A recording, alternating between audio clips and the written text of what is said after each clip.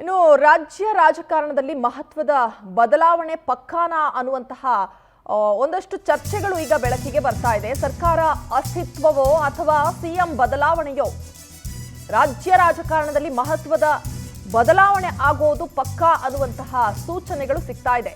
CM ಬದಲಾವಣೆ ಚರ್ಚೆ ಬೆನ್ನಲ್ಲೇ ಆರ್ ಅಶೋಕ್ ಹೊಸ ಬಾಂಬ್ ಸಿಡಿಸಿದ್ದಾರೆ.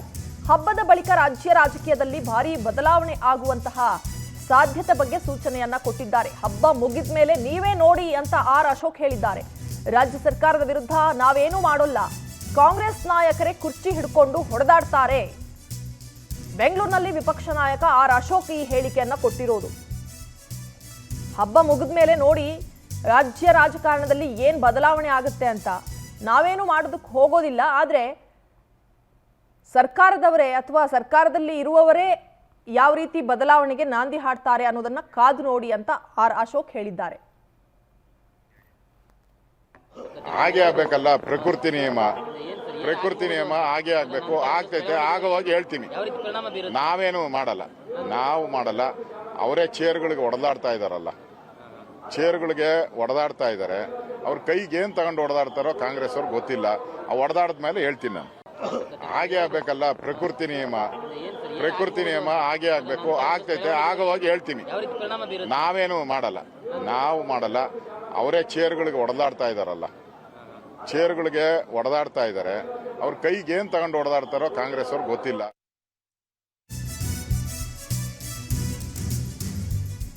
ಮೂಡಾ ಸಂಕಷ್ಟದಲ್ಲಿ ಸಿಎಂ ಸಿದ್ದರಾಮಯ್ಯ ಈಗಾಗಲೇ ಸಿಕ್ಕಾಕೊಂಡು ಒದ್ದಾಡ್ತಾ ಇದ್ದಾರೆ. ಇತ್ತ ಸಿಎಂ ಕುರ್ಚಿ ಮೇಲೆ ಕಣ್ಣಿಟ್ಟಿರುವಂತಹ ನಾಯಕರಿಂದ ಲಾಬಿ ಕೂಡ ನಡೀತಾ ಇದೆ. ಸಿಎಂ ಆಗುವ ಇಂಗಿತವನ್ನ ಕೆಲ ನಾಯಕರು ವ್ಯಕ್ತಪಡಿಸ್ತಾ ಇದ್ದಾರೆ.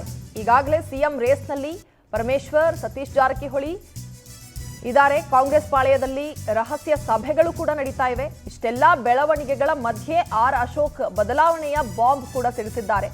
ವಿಪಕ್ಷ ನಾಯಕ ಆರ್ ಅಶೋಕ್ ಮಾತಿನ ಮರ್ಮ ಏನು ಹಾಗಾದ್ರೆ? ಈಗ ಸದ್ಯ ರಾಜ್ಯ ರಾಜಕೀಯದಲ್ಲಿ ಆಗ್ತಾ ಇರುವಂತಹ ಬೆಳವಣಿಗೆಗಳಿಗೂ ವಿಪಕ್ಷ ನಾಯಕ ಆರ್ ಅಶೋಕ್ ಅವರು ಹೇಳಿರುವಂತಹ ಮಾತಿಗೂ ಒಂದು ರೀತಿಯ ಸಾಮ್ಯತೆ, ಅಂದ್ರೆ ಏನೋ ಬದಲಾವಣೆ ಆಗಬಹುದು ರಾಜ್ಯ ರಾಜಕೀಯದಲ್ಲಿ ಅನ್ನುವಂತಹ ಸೂಚನೆಯನ್ನಂತೂ ಕೊಡ್ತಾ ಇದೆ.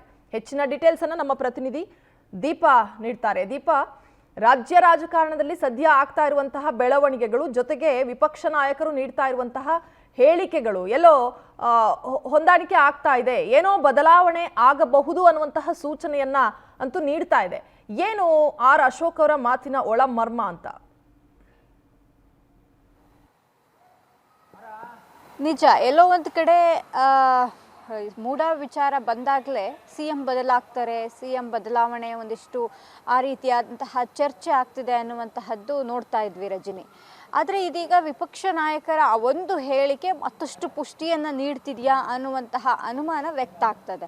ನಿನ್ನೆ ಆರ್ ಅಶೋಕ್ ಅವರು ಹೇಳ್ತಾ ಇದ್ರು, ಒಂದಿಷ್ಟು ಬದಲಾವಣೆ ಆಗುತ್ತೆ, ನಾವಂತೂ ಮಾಡೋದಿಲ್ಲ, ಅವರೇ ಮಾಡ್ತಾರೆ ಅನ್ನುವಂತಹ ಒಂದಿಷ್ಟು ವಿಚಾರವನ್ನು ಹೇಳಿದಾಗ ಇದೊಂದು ಹೊಸ ಚರ್ಚೆಯ ಜೊತೆಗೆ ಕೇಂದ್ರ ಸರ್ಕಾರವೇ ಅಂದರೆ ಕೇಂದ್ರದ ನಾಯಕರುಗಳೇ ಈ ರೀತಿಯಾದಂತಹ ಒಂದಿಷ್ಟು ಅಂದರೆ ಸರ್ಕಾರವನ್ನು ಅಸ್ಥಿರ ಮಾಡೋದಕ್ಕೆ ಹೊರಟಿದೆಯಾ ಅನ್ನುವಂತಹ ಪ್ರಶ್ನೆ ಸಹಜವಾಗಿ ಮೂಡಿರುತ್ತೆ. ಆದರೆ ಅದಕ್ಕೂ ಕೂಡ ಅವರು ಸ್ಪಷ್ಟನೆ ಕೊಟ್ಟಿದ್ದಾರೆ, ನಾವೇನು ಮಾಡೋದಿಲ್ಲ, ಅವರವರೇ ಒಡೆದಾಡ್ತಿದ್ದಾರೆ ಕುರ್ಚಿಗೆ ಅನ್ನುವಂತಹ ಮಾತನ್ನ ಹೇಳಿದ್ರು.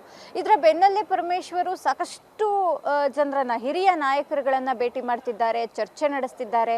ಅದರ ಭಾಗವಾಗಿ ಪರಮೇಶ್ವರು ಏನು ಸತೀಶ್ ಜಾರಕಿಹೊಳಿ ಭೇಟಿ ಮಾಡಿದ್ರು, ಎಂ ಬಿ ಪಾಟೀಲ್ನ ಭೇಟಿ ಮಾಡಿದ್ರು, ಸುಮಾರು 1 ಗಂಟೆಗಳ ಕಾಲ ಚರ್ಚೆಯನ್ನ ಮಾಡಿದ್ರು. ಅದು ಸಾಕಷ್ಟು ಕುತೂಹಲಕ್ಕೂ ಕೂಡ ಕಾರಣ ಆಗಿತ್ತು. ಅದರ ಬೆನ್ನಲ್ಲೇ ಆರ್ ಅಶೋಕ್ ಅವರ ಇಂತಹದ್ದೊಂದು ಹೇಳಿಕೆ ನಿಜಕ್ಕೂ ರಾಜ್ಯದಲ್ಲಿ ಬದಲಾವಣೆ ಆಗ್ತಿರೋದು ನಿಜಾನ ಅನ್ನುವಂತಹದ್ದು. ಆದರೆ ಅದು ಸರ್ಕಾರವನ್ನ ಅಸ್ಥಿರ ಮಾಡುವಂತಹದ್ದ ಅಥವಾ ಸಿಎಂ ಮಾತ್ರ ಬದಲಾವಣೆ ಮಾಡುವಂತಹದ್ದ ಅನ್ನುವಂತಹ ಚರ್ಚೆ ಸಹಜವಾಗಿ ಕಾಡ್ತಾ ಇದೆ. ಹಾಗಾಗಿ ಆರ್ ಅಶೋಕ್ ಅವರ ಹೇಳಿಕೆ ಹಿಂದೆ ಏನಿದೆ ಅನ್ನುವಂತಹದ್ದು ಹಬ್ಬ ಮುಗಿದ ಮೇಲೂ ಕೂಡ ಕಾದು ನೋಡ್ಬೇಕಾಗುತ್ತೆ. ಆದರೆ ಒಂದಿಷ್ಟು ಬದಲಾವಣೆಯ ವಿಚಾರ ಅಂತೂ ಚರ್ಚೆ ಆಗ್ತಿದೆ, ಆ ರೀತಿಯ ಬೆಳವಣಿಗೆಗಳಂತೂ ಆಗ್ತಾ ಇದೆ Rajani. Okay, thank you Deepa ಮಾಹಿತಿಗೆ.